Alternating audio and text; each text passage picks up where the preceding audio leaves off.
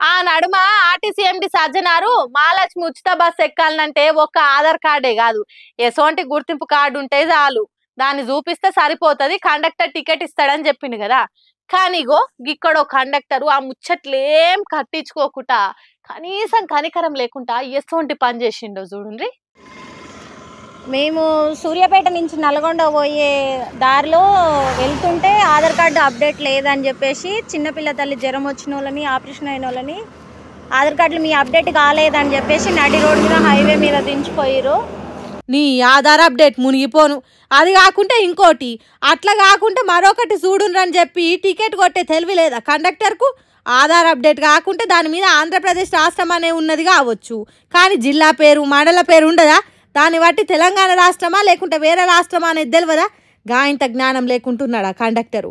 లేకుంటే ఆ అక్షరాలు కండక్టర్ కండ్లకు కనిపిస్తలేవా? ఇంత ఘోరంగా సంకల పసిపిల్లగాడు ఉన్నాడు, ఆమెను నడి రోడ్డు మీద ఇడిసబెట్టి పోతే ఇప్పుడు ఆమె ఎట్లా పోవాలి? ఓ కారు ఆగది, ఓ బస్సు ఆగది, కనీసం ఆటో కూడా ఆగకుండా పోతుంది. అసొంటి జాగల ఆపి దింపటానికి వాళ్ళకి మనసు ఎట్లా వచ్చింది కావచ్చు. సూర్యాపేట నుంచి నల్గొండకు పోయే దారిలో నడి రోడ్డు మీద కనీసం కనికరం లేకుండా దింపితే ఎట్లా అన్నట్టు. సొంత రాష్ట్రంలో సర్కారు పెట్టిన ఉచిత బస్సుల ఆధార్ కార్డు అప్డేట్ చేసుకోకుండా ఎక్కుడు పెద్ద నేరమా? అదేమన్నా కోట్ల స్కామా? కనీసం మర్యాద లేకుండా చేస్తే ఎట్లా అన్నట్టు. జీరో టికెట్ కాకుంటే పైసలు తీసుకొని టికెట్ కొట్టాలి, లేకుంటే వేరే ఏదన్నా కార్డు ఉంటే చూపిమని మహాలక్ష్మి టికెట్ కొట్టాలి. అంతేగాని ఇట్లా చేస్తే వాళ్ళని మనుషులు అంటారా అని అంటారు ఈ ముచ్చట తెలిసిన వాళ్ళు.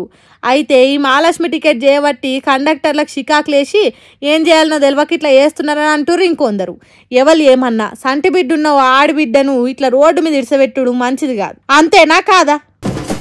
2014 ముందు బయట దేశాలకు పోవాలంటే వీసాలు జల్దిగానే వచ్చేటి, కానీ రాను రాను మందంతా వేరే దేశాలకు పయనం కడుతుండేసరికి ఈ వీసా ప్రాసెస్ ను చాలా స్ట్రిక్ట్ చేసిరు.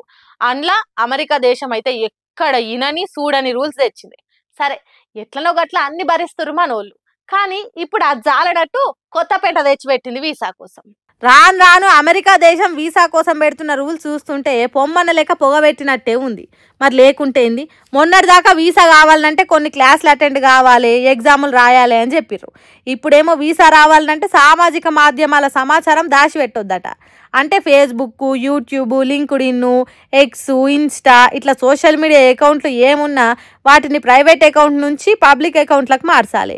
వీసా కోసం నింపే DS-160 దరఖాస్తు ఫామ్లా 5 ఏళ్ల నుంచి వాడుతున్న సోషల్ మీడియా యూజర్ నేమ్లు, హ్యాండిల్స్ అందులో ఖచ్చితంగా నింపాలి. ఆగో ప్రైవేట్గా ఉండాల్సిన వాటిని బజార్లో పెట్టమంటురేంది, అదేం బుద్ధి అని మీరు అనుకోవచ్చు. కానీ ప్రస్తుతం దేశాల నడమైతున్న యుద్ధాలను దృష్టిలో పెట్టుకొని ఎవరిని నమ్మాలనో నమ్మొద్దో వాళ్ళ సోషల్ మీడియా వాడకంలోనే తెలిసిపోతుంది. కాబట్టి అట్లా ఎవల బుద్ధి ఏందో అల్కా దొరకబట్టొచ్చని ఈ రూల్ తెచ్చిరట. ఎందుకు అమెరికా ఇట్లా అన్ని దిక్కుమాలిన రూల్స్ చేస్తుందని అందరు సొట్లు పెడుతుంటే మా దేశ రక్షణ కోసమే ఇట్లా చేస్తున్నామని అంటుర్రు. ఏదేమైనా ఇలా రూల్స్ ఏమో కానీ వీసా కోసం నానా తిప్పల పడుతురు పాపం మనోళ్ళు. ట్రంప్ మామకు మెదడులో ఎప్పుడు పురుగు మెసులుతుందో సమజైతలే కదా అని ఎత్తిగొక్కుంటురు దేశ పబ్లిక్ అంతా. ఇంత కఠినమైన రూల్స్ పెట్టినా కూడా పాస్ అయ్యి వీసా తెచ్చుకురంటే వాళ్ళ అదృష్టవంతులనే చెప్పాలి. ఏమంటారు?